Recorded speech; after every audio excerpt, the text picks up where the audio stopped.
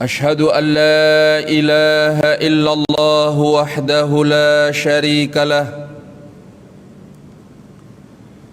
وأشهد أن محمدا عبده ورسوله يا أيها الذين آمنوا اتقوا الله حق تقاته ولا تموتن إلا وأنتم مسلمون يا أيها الذين آمنوا اتقوا الله وقولوا قولا سديدا يصلح لكم أعمالكم ويغفر لكم ذنوبكم ومن يطع الله ورسوله فقد فاز فوزا عظيما أما بعد فإن أصدق الحديث كتاب الله وخير الهدي هدي محمد صلى الله عليه وعلى آله وسلم شر الأمور محدثاتها فإن كل محدثة بدعة وكل بدعة ضلالة وكل ضلالة في النار. إخواني الكرام أعزني الله وإياكم. Alhamdulillah, selalu kita panjatkan segala puji dan syukur kehadirat Allah Subhanahu wa ta'ala, karena pada malam hari ini Allah memudahkan kita untuk kembali bertemu, berkumpul, dan juga bersimpuh di dalam majelis ilmu yang mulia dalam rangka mempelajari kitabullah dan juga sunnah rasulnya sallallahu alaihi wasallam.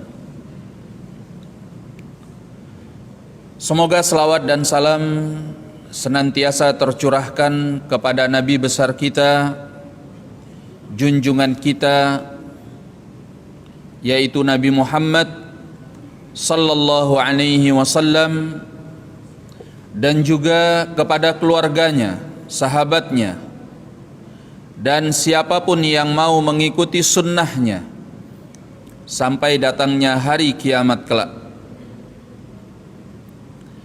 Ma'asyiral muslimin, para jemaah sekalian rahimani wa rahimakumullah, kita lanjutkan pembahasan kita dari Kitabul Jami' dari Bulughul Maram karya al-Imam al-Hafidh Ibnu Hajar al-Asqalani asy-Syafi'i rahimahullahu ta'ala. Pada kesempatan kali ini kita melanjutkan hadis Al-Mughirah bin Syu'bah radhiyallahu anhu. Qala 'anil Mughirah bin Syu'bah radhiyallahu anhu an Rasulillah sallallahu alaihi wasallam.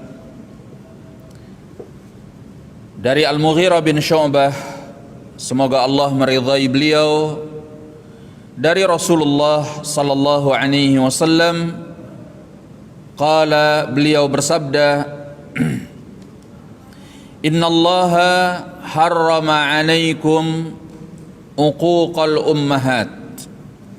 Sungguhnya Allah mengharamkan atas kalian durhaka kepada para ibu. Wa wa'dal banat, dan mengubur anak wanita secara hidup-hidup. Ini sudah kita bahas dalam pertemuan yang lalu. Wa man'an wahat, dan Allah melarang bersikap mencegah hak orang lain, namun menuntut dan mengambil harta orang lain. wa kariha lakum qila wa qal, dan Allah benci untuk kalian perbuatan qila wa qal, diucapkan orang dan dia ucapkan pula, wa kathratus su'al, dan banyak tanya, wa idha'atal mal, dan menyia-nyiakan harta. Muttafaqun alaih, dikeluarkan oleh Al-Bukhari dan Muslim. Baik, dalam lanjutan hadis, di antara perkara yang diharamkan oleh Allah adalah perbuatan wa man'an wa had, ya, mencegah dan menuntut pemberian. Maksudnya apa? Man'an di sini adalah seseorang mencegah hak orang lain yang semestinya dia tunaikan. Ya. Karena saking cintanya dia kepada harta, ya, sehingga tidak mau menunaikan hak orang lain sesuai dengan yang semestinya dia berikan.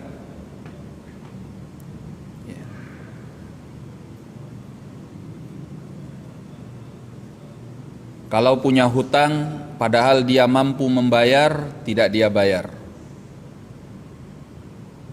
Ya.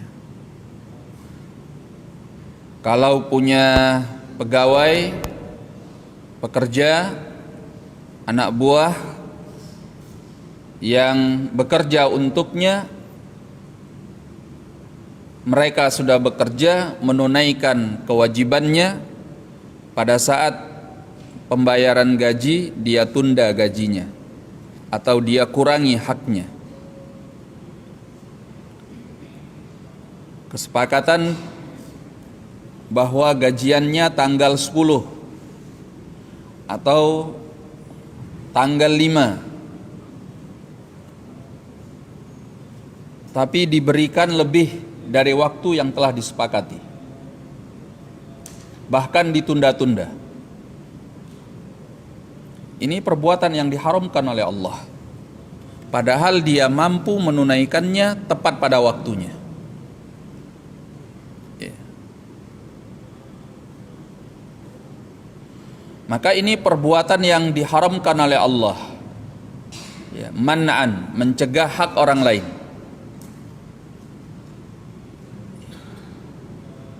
Makanya Nabi SAW mengatakan di dalam hadis yang lain, matlul ghani zulmun, menunda-nunda dalam keadaan mampu untuk membayarnya adalah sebuah kezaliman.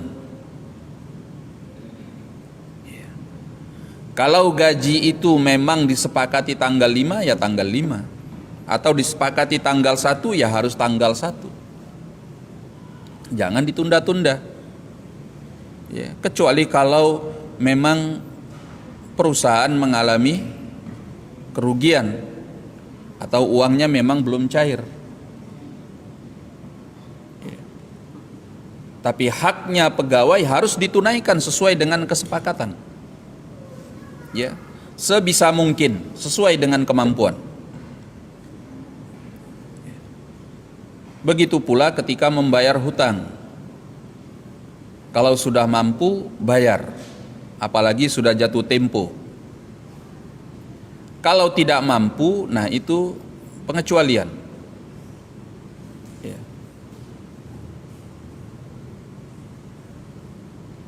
Maka perbuatan mencegah hak orang lain ini adalah perkara yang diharamkan oleh Allah, padahal kita bisa menunaikannya. Wahad, had itu artinya hati, isim fi'il amr, meminta, mari, sini, itu had, ya, dalam bahasa Arabnya. Artinya maksudnya bahwa dia menuntut sesuatu yang bukan haknya dari orang lain. Ya. sehingga dia mengambil hak orang lain tanpa hak, tanpa dia pantas untuk memilikinya. Giliran menunaikan hak orang lain, dia tunda-tunda, bahkan tidak dia berikan. Ketika giliran haknya orang lain yang tidak sepantasnya dia punyai, dia tuntut, dia ambil, malah justru dia manfaatkan, dia ambil, ya, karena keserakahannya kepada harta. Inilah perbuatan yang diharamkan oleh Allah Tabaraka wa Ta'ala. Makanya Allah ingatkan di dalam surat Al-Adiyat, setelah Allah bersumpah dengan kuda perang yang begitu tangguh untuk menunjukkan keseriusan apa yang Allah sumpahkan di dalam surat tersebut. Lalu kata Allah,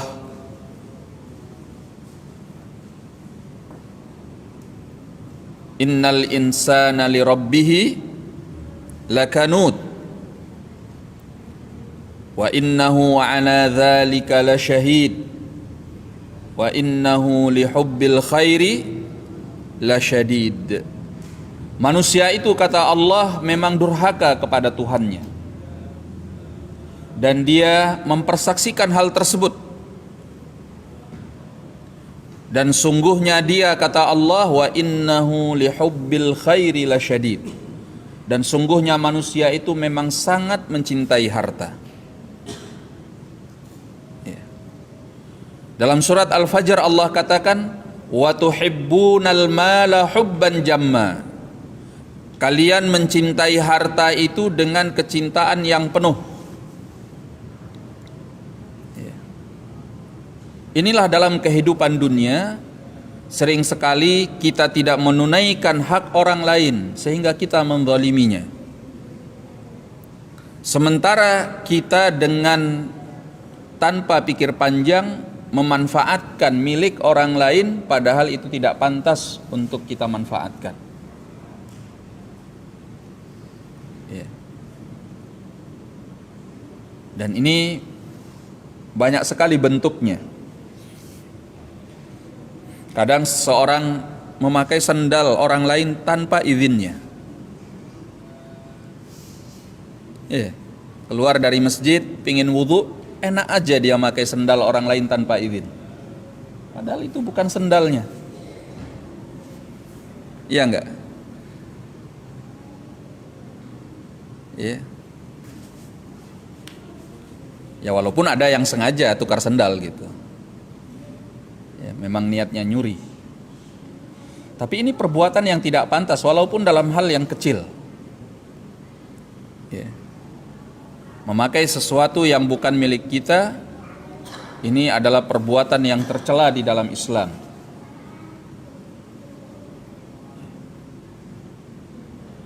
Contoh lain, terkadang sebagian orang menempati tempat yang sudah didahului oleh orang lain di dalam masjid. Orangnya hanya keluar sebentar untuk buang ludah atau semacamnya, kemudian tempat itu dia duduki,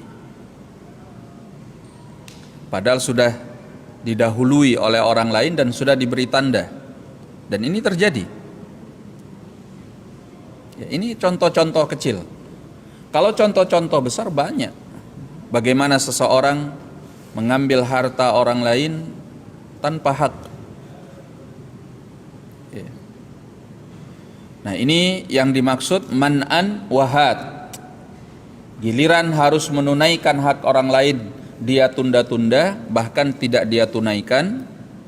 Dan giliran harta orang lain yang harusnya dia jaga, dia hindari, malah dia mengambilnya dan memanfaatkannya sesuka hatinya.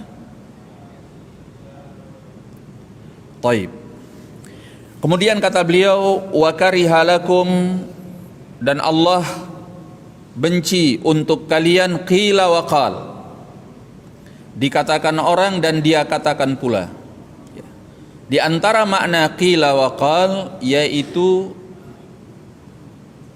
menerima berita-berita yang belum di cross check kebenarannya, lalu dia ikut menyebarkannya, berita-berita hoax, ya, berita-berita yang belum dia konfirmasi kemudian dia ikut menceritakannya. Ini qila wa qal, dan ini dibenci oleh Allah Subhanahu wa ta'ala. Makanya kita jangan sembarangan menyebarkan berita kalau kita tidak tahu pasti, ya, apalagi terkait dengan politik, ya.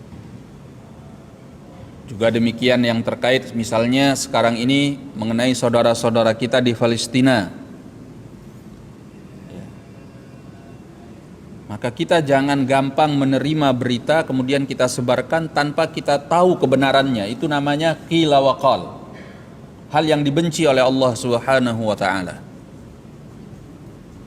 Apalagi perkara-perkara publik, perkara-perkara umum yang melibatkan masyarakat muslimin, ya, yang mengandung rasa takut atau rasa aman, itu tidak sepantasnya disebar-sebarkan kecuali oleh pihak yang berwenang, ya. Wa idza ja'ahum amrun minal amni awil khaufi adza'u bih, kata Allah. Kalau datang kepada mereka perkara yang mengandung rasa takut atau rasa aman, adza'u bih, mereka sebar-sebarkan itu. Walau radduhu ila rasul, kalau seandainya mereka pulangkan perkaranya kepada Rasul, wa ila ulil amri minhum, dan kepada orang yang memang mengurusi perkara itu di antara mereka, ya, penguasa di antara mereka, pemimpin di antara mereka, orang yang memang berkompeten untuk hal tersebut, la alimahul ladzina yastanbitunahu minhum, maka orang yang tahu duduk masalahnya akan bisa menempatkannya secara tepat, ya. Maka kita jangan punya lisan yang latah, jari yang latah, menyebarkan berita sembarangan tanpa cross check. Kalau terkait dengan publik, orang banyak, masyarakat muslimin, ya, biarkan yang berkompeten yang bicara, biarkan yang berkompeten yang menyebarkan beritanya, ya. Kalau kita ingin ikut menyebarkan beritanya, ambil dari sumber yang terpercaya, dari sumber yang berkompeten, jangan sembarangan, supaya kita tidak termasuk dari orang-orang yang dibenci oleh Allah Subhanahu wa ta'ala, ya. Termasuk sekarang ini sedang rame pembicaraan mengenai boikot produk Israel oleh oknum-oknum, kelompok-kelompok tertentu, ya. Urusan-urusan publik seperti ini terkait dengan politik, terkait dengan hubungan, apalagi hubungan internasional, masalah dagang, masalah ini ada yang mengurusinya, yaitu pemerintah, ya. Sehingga tidak semua orang yang harus bicara, semua orang mengambil sikap, semua orang menurut pikirannya masing-masing. Kalau enggak, kacau ini, negeri ini jadi kacau. Semua itu sudah ada yang mengurusinya, ada pihak yang berkompeten. Kalau enggak, untuk apa kita punya pemerintah, punya negara? Itulah tugasnya pemerintah, itulah tugasnya negara. Biar mereka yang memikirkan antara maslahat dengan mafsadatnya, mana yang baik, mana yang tidak untuk masyarakat kita, kaum muslimin, terutama yang ada di negeri ini.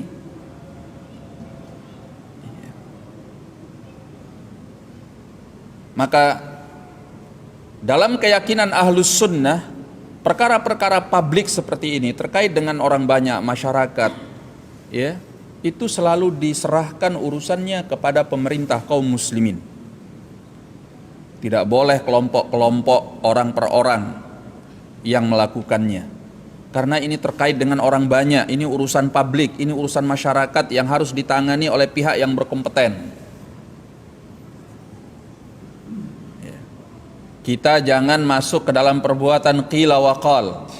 Apa yang diperbuat orang kita perbuat pula, apa yang diomongkan orang diomongkan pula. Itu perbuatan tercela yang dibenci oleh Allah Subhanahu wa ta'ala. Emangnya kalau kita boikot produk Israel itu, mereka nggak punya dana untuk memerangi umat Islam? Ya. Dana mereka itu berlimpah untuk memerangi umat Islam. Ya. Toh yang mayoritas di dunia ini orang-orang kafir atau orang-orang muslim. Mereka jauh lebih banyak jumlahnya daripada kita. Ya. Boikotnya Anda itu nggak akan berpengaruh kepada dana mereka. Nggak ngaruh. Ya. Sehingga bukan itu cara yang diajarkan oleh para ulama dari dulu sampai sekarang di dalam memerangi al-Yahud wan Nasara. Ya. Maka ahlus sunnah dari dulu tidak ikut-ikutan gosip-gosip seperti ini, sikap-sikap ngawur yang tidak diajarkan di dalam sunnah Nabi Sallallahu Alaihi Wasallam. Katanya Nabi kan pernah boikot ini. Nabi itu ketika di kota Madinah menggambarkan sebuah pemerintah kaum muslimin, bukan kelompok, bukan perorangan. Ya, kedudukan Nabi di kota Madinah itu menggambarkan apa? Sebagai sebuah pemerintah, beliau pimpinan tertingginya, pimpinan kaum muslimin. Ya, sehingga kalau beliau melakukan boikot, melakukan peperangan, melakukan ini, memang itu tugasnya pemerintah, itu tugasnya penguasa. Beliau sebagai pimpinan tertinggi kaum muslimin pada waktu itu, bukan sebagai bentuk sikap golongan kelompok yang ada di tengah-tengah muslimin. Enggak, itu sikap keseluruhan masyarakat muslimin yang dipimpin oleh penguasanya, yaitu Rasulullah Sallallahu Alaihi Wasallam. Jadi jangan Anda kiaskan dengan sikap kelompok-kelompok orang-orang tertentu yang ada di tengah kaum muslimin sekarang ini. Beda. Ya. Oleh karena itu tinggalkan perbuatan yang dilarang oleh Allah, perbuatan yang dibenci oleh Allah, yaitu qila wa qal. Ya, diucapkan orang diucapkan pula, diperbuat orang diperbuat pula, latah. Ya. Karena ini tidak akan membawa kepada kemaslahatan. Baik. Sikap yang benar dalam menghadapi permusuhan orang-orang kafir itu adalah menyebarkan dakwah Islam. Ya. Kemudian menjauhkan kaum muslimin dari pemikiran-pemikiran mereka. Ya, syubhat-syubhat mereka yang sekarang menyebar luas di tengah-tengah kaum muslimin, itu yang lebih penting. Ini cara secara umum yang dilakukan oleh para ulama dari sejak masa Rasul sampai saat ini dan sampai hari kiamat insya Allah. Berdakwah di jalan Allah, menyebarkan Islam dan membantah pemikiran-pemikiran sesat dari orang-orang kafir tersebut. Sekularisme, ya, liberalisme, pluralisme, sosialisme, ya, pemikiran-pemikiran kafir yang tersebar di tengah-tengah kaum muslimin. Itu yang paling penting. Adapun terkait dengan saudara-saudara kita di Palestina, kita doakan mereka di dalam solat-solat kita. Bila perlu kunut, ya, bila perlu kunut, entah itu sendirian ataupun berjamaah di masjid, ada imamnya yang memimpin. Boleh pada setiap solat atau pada sebagian solat. Kemudian salurkan bantuan-bantuan, karena mereka sangat membutuhkannya pada hari ini, kepada pihak yang berkompeten, pihak yang bertanggung jawab, pihak yang kita yakin bahwa dana bantuan ini akan sampai kepada saudara-saudara kita di Palestina.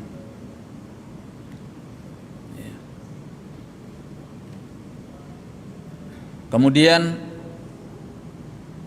menurunkan tenaga-tenaga relawan bila memang dibutuhkan dengan prosedur yang resmi dari pemerintah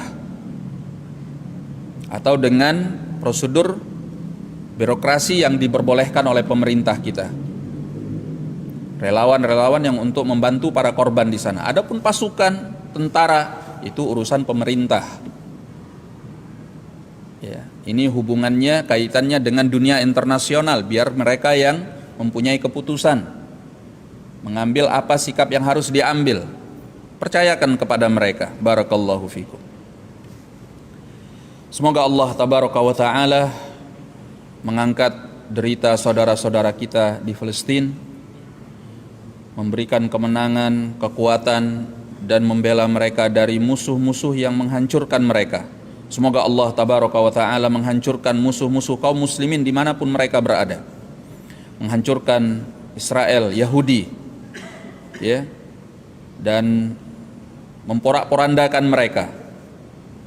Dan kita yakin bahwasanya mereka orang-orang Yahudi pengikut Dajjal nantinya akan dihabisi oleh kaum muslimin.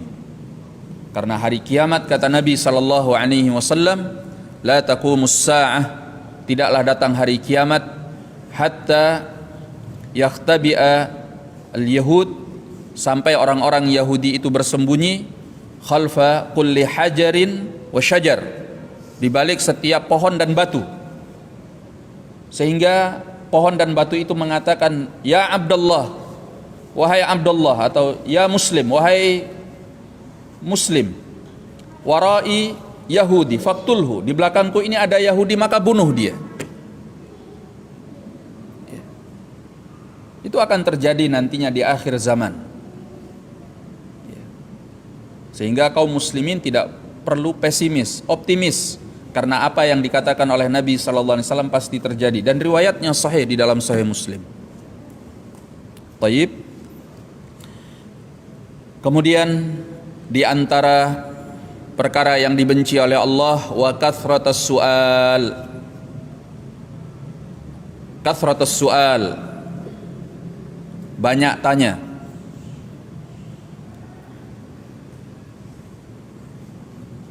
Nah, ini di antara maknanya adalah meminta kepada manusia akan harta mereka secara berlebihan. Ya. Maka pekerjaan meminta-minta itu seperti para peminta-minta di pinggir jalan, di lampu-lampu merah, itu adalah perbuatan pekerjaan yang haram. Tidak dibenarkan, dibenci oleh Allah Subhanahu wa ta'ala. Kalau seandainya para peminta-minta itu adalah orang yang tidak mampu, orang miskin, orang fakir, dia boleh hanya meminta-minta sekedar untuk menyelamatkan hidupnya. Dia tidak sampai kelaparan kemudian terancam keselamatan nyawanya. Dia hanya boleh meminta hanya sekedar untuk makan, untuk melanjutkan hidup, bukan untuk memperkaya diri. Tapi kenyataannya sekarang ini orang yang meminta-minta itu, ya, mereka membangun rumah di kampungnya. Rumahnya lebih mewah dari rumah kita. Mobilnya lebih bagus daripada mobil kita. Ya.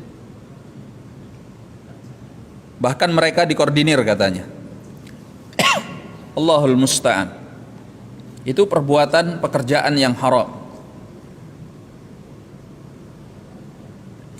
Dan termasuk kasratus su'al yang dibenci oleh Allah tabaraka wa ta'ala adalah bertanya tentang perkara ilmu untuk membangkang. Seperti perbuatan siapa? Bani Israel. Ya, diperintahkan untuk menyembelih sapi. Sapi yang bagaimana? Tua apa muda? Setelah diberitahu yang warnanya apa? Terus tanya. Bahkan kata Allah, fadzabahuha wa ma kadu yaf'alun. Mereka menyembelihnya dan hampir mereka tidak memperbuatnya. Karena banyak tanya. Tujuannya bertanya untuk membangkang. Ustadz, hukumnya kira-kira apa ya ini ya? Oh, nggak boleh. Kalau begini gimana? Oh, tetap nggak boleh. Oh, kalau begini, dicari cara supaya ustadznya bilang boleh untuk membangkang. Ini hadza haram. ini dibenci oleh Allah tabaraka wa taala. Ya. Bertanya yang boleh itu kalau kita bertanya lil istirsyad, ya, untuk mengambil bimbingan, mencari ilmu, ingin tahu hukumnya. Tapi kalau bertanya untuk membangkang, ini perkara yang dibenci oleh Allah Subhanahu wa taala. Naam.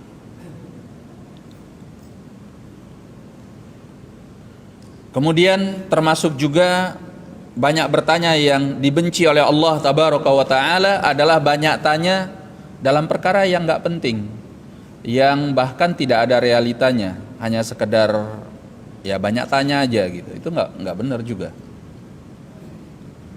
Ustadz, apa hukumnya bawa kentut dalam plastik? Batal wudhunya apa enggak? Itu penting nggak itu? Ngapain Anda tanya hukum bawa kentut dalam plastik batal wudhunya apa enggak? Emangnya Anda melakukannya? Untuk apa gitu? Iya kan? Nah, pertanyaan-pertanyaan seperti ini hindari. Ya, termasuk dari kathratus su'al. Banyak tanya yang enggak penting, enggak ada manfaatnya. Untuk apa? Nah, apa hukumnya Ustadz kalau apa hukumnya orang yang cuma punya kaki sebelah, kalau dia apa hukumnya mengusap khuf bagi orang yang tidak punya kaki? Untuk apa? Udah jelas dia tidak punya kaki, apa hukumnya mengusap khuf bagi orang yang punya kaki? Emang bisa? Emang ada ya gitu? Nah, pertanyaan-pertanyaan nggak penting, pertanyaan-pertanyaan konyol seperti ini, ya jangan dibuat-buat, jangan direkayasa. Untuk apa gitu? Ini namanya kathratus su'al, banyak tanya, yang dibenci oleh Allah Subhanahu wa ta'ala. Nah,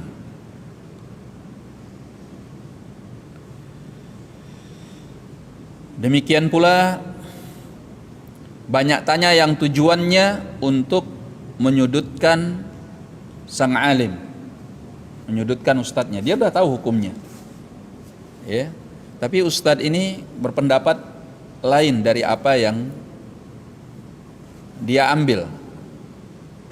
Maka untuk menyudutkan ustadz tersebut, maka dia berilah pertanyaan-pertanyaan supaya ustadz itu terpojokkan. Nah, ini nggak boleh. Ini kan bukan tujuannya baik, tapi tujuannya untuk menyakiti seorang yang berilmu. Itu nggak boleh, ya.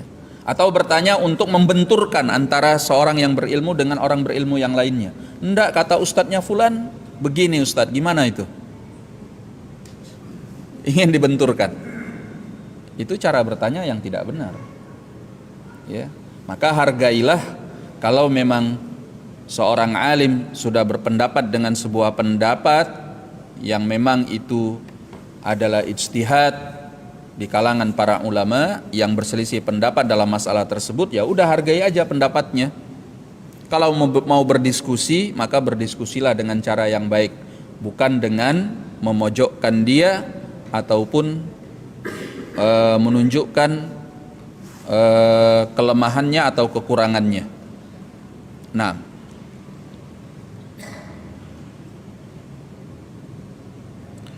kemudian yang terakhir adalah wa idha'atal mal, dan menyia-nyiakan harta. Termasuk perkara yang dibenci oleh Allah adalah menyia-nyiakan harta, ya. Maka di antara perkara menyia-nyiakan harta, kalau sekarang ini misalnya kita beli kuota data internet tapi dipakai untuk perkara-perkara yang tidak penting, itu menyia-nyiakan harta. Kita beli 15 giga dengan harga sekian, kemudian kita pakai untuk hal-hal yang tidak penting. Nonton inilah, nonton itulah, lihat inilah, lihat itulah. Hal-hal yang cuma menghabiskan waktu tanpa ada manfaatnya. Itu menyia-nyiakan harta atau bukan? Menyia-nyiakan harta, ya. Banyak sekali bentuknya dari menyia-nyiakan harta tersebut, ya. Nah, Maka ini adalah perkara yang dibenci oleh Allah tabaraka wa ta'ala. Karena harta diberikan oleh Allah kepada manusia untuk menopang kemanfaatan hidupnya duniawiyah dan ukhrawiyah. Makanya kenapa Allah melarang kita memberikan harta, menyerahkan harta kepada anak kecil dan kepada wanita. Wala tu'tus sufaha'a amwalakum allati ja'alallahu lakum qiyaman, kata Allah. Jangan kalian beri harta kalian kepada as-sufaha. Sufaha itu dalam tafsirnya ditafsirkan as-sighar wan nisa, anak-anak kecil dan wanita. Ya, jangan kalian berikan kepada orang-orang bodoh. Kalau terjemahan teksnya as-sufaha itu orang-orang bodoh, orang-orang pandir. Tapi dalam tafsirnya disebutkan bahwa as-sighar wan nisa, anak-anak kecil dan wanita. Yang mana harta itu, kata Allah, Allah jadikan kepada kalian harta tersebut sebagai penopang hidup. Ya. Makanya anak kecil itu jangan diberi harta berlebihan. Untuk apa bagi dia diberi jajan banyak? Kemudian jajan yang kita berikan itu hanya dihambur-hamburkan. Eman. Kadang sebagian orang mentang-mentang hartanya banyak, maka kemudian jajan anaknya di luar batas. Iya enggak? Anak TK dikasih jajan sehari berapa? 200.000 misalnya. Untuk apa anak TK punya uang 200.000 setiap hari? Sudah adzan ya? Baik, kita dengarkan adzan terlebih dahulu, kita lanjutkan setelah adzan.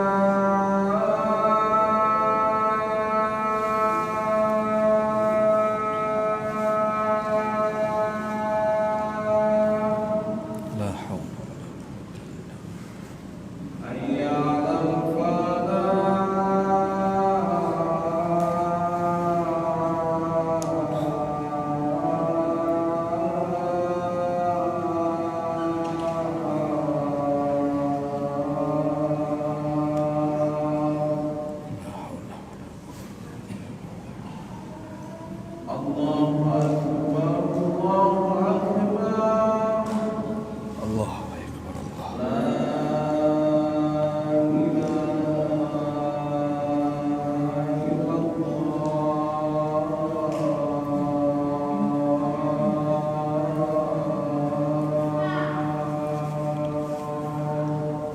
La ilaha illallah.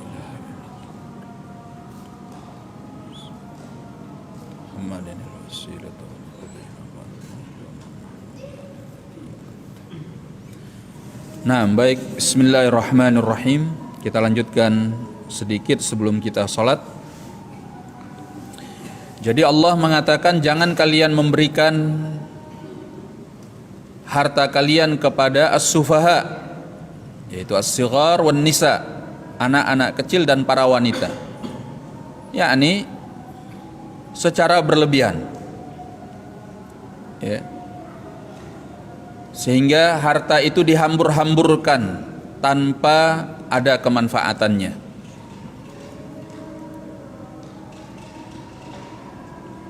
Maka dari ayat ini juga sebagian ulama mengatakan bahwasanya yang mengatur keuangan di dalam rumah tangga itu adalah suami, bukan istri. Ya. Kita lihat pada sebagian keluarga, pada sebagian rumah tangga, suaminya bekerja, kemudian ketika gajian uangnya diserahkan semua sama istri, istri yang mengatur keuangan. Suami kalau perlu minta. Iya enggak? Benar enggak ini? Iya. Ada kan yang melakukannya? Banyak. Ya. Hadza khata, ini salah. Ya. Itu tidak sesuai dengan seorang suami di dalam rumah tangga sebagai pemimpin. Yang mengatur keuangan suami, bukan istri. Ya. Makanya Allah katakan di dalam ayat ini tadi, wala tu'tus sufaha. Ya, wanita itu dianggap oleh Allah orang-orang yang tidak pandai untuk mengatur harta. Karena di antara makna sufaha itu adalah nisa, yang memegang kendali keuangan di dalam rumah tangga itu adalah suami. Allah mengatakan ar-rijalu qawwamuna 'alan nisa. Laki-laki itu adalah pemimpin atas wanita, atas istrinya. Ya. Kullukum ra'in wa kullukum mas'ulun an ra'iyati. Setiap kalian adalah pemimpin dan akan dimintai pertanggungjawabannya tentang apa yang dipimpinnya. Warrajulu ra'in, dan seorang lelaki, seorang suami itu adalah pemimpin, ya, fi baitihi, di dalam rumahnya, wa mas'ulun an ra'iyatih, dan dia akan dimintai pertanggungjawabannya oleh Allah tentang kepemimpinannya tersebut. Ya, Anda yang mengatur keuangan, kenapa Anda serahkan kepada istri? Malah Anda yang dipimpinnya. Ya, kalau kepingin jajan minta sama istri. Kok kebalik gitu? Ya. Jangan. Anda sebagai pemimpin yang mengarahkan rumah tangga, yang bertanggung jawab terhadap keluarga tersebut, Anda yang mengatur keuangan. Supaya sesuai dengan firman Allah, wala tu'tus sufaha amwalakumul lati ja'alallahu lakum qiyaman. Jangan kalian berikan harta kalian kepada orang-orang yang bodoh akan harta kalian yang Allah telah jadikan harta itu sebagai penopang hidup bagi kalian. Nah,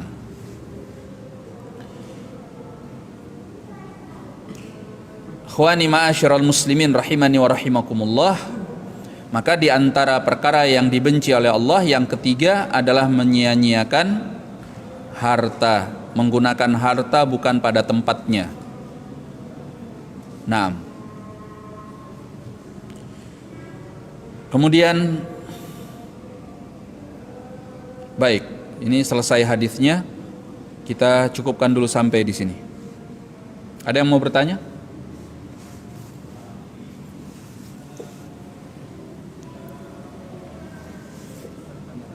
Nah, Kalau MUI sudah memberikan keputusan, ada hukumnya untuk membeli produk Israel. baik. MUI itu bukan mewakili pemerintah. MUI itu adalah lembaga independen, bukan lembaga pemerintah. Kita jangan salah, MUI itu bukan pemerintah. Iya kan? MUI bukan pemerintah. MUI itu adalah lembaga independen. Sehingga fatwanya bukan fatwa pemerintah kita. Beda dengan Departemen Agama.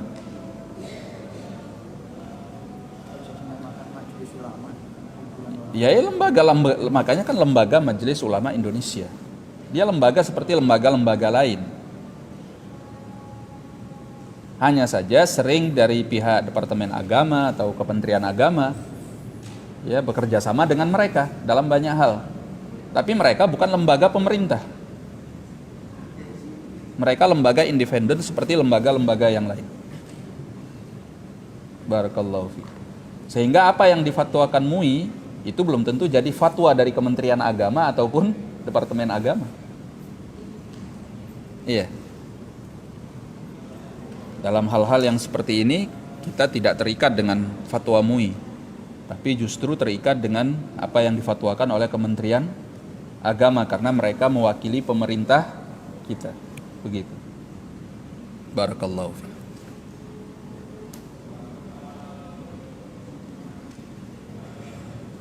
Nah, ada yang lain?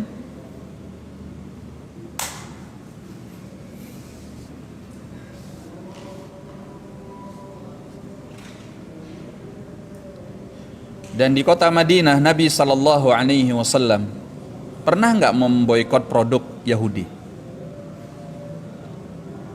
Padahal begitu dahsyatnya peperangan Rasulullah SAW dengan orang-orang Yahudi pengkhianat tersebut, dengan Bani Nadhir, dengan Bani Qainuqa, dengan Bani Quraidah, dengan Bani Mustalik.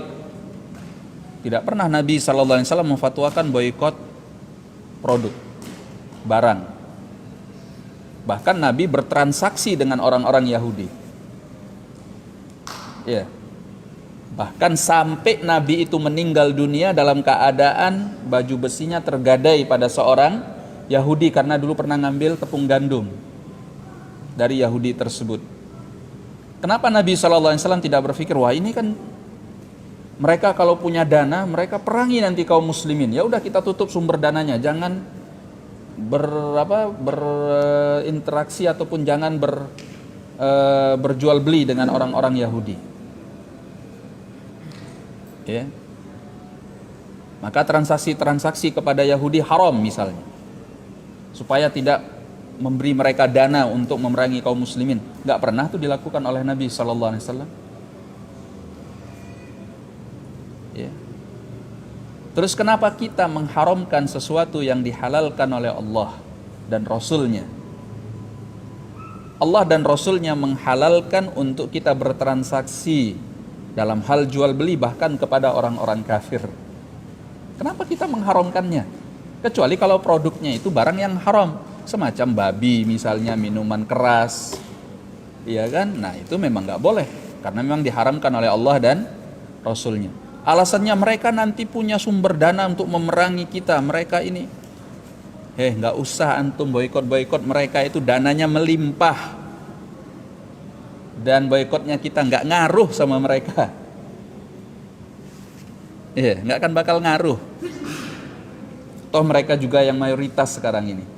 Umat Islam berapa sih dibandingkan orang-orang kafir itu yang ada di dunia sekarang? Nggak ngaruh.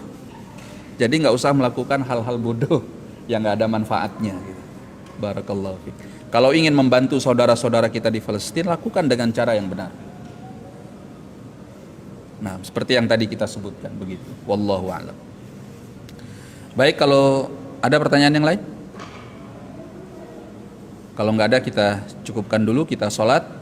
Saya sudahi billahi taufik. Assalamualaikum warahmatullahi wabarakatuh.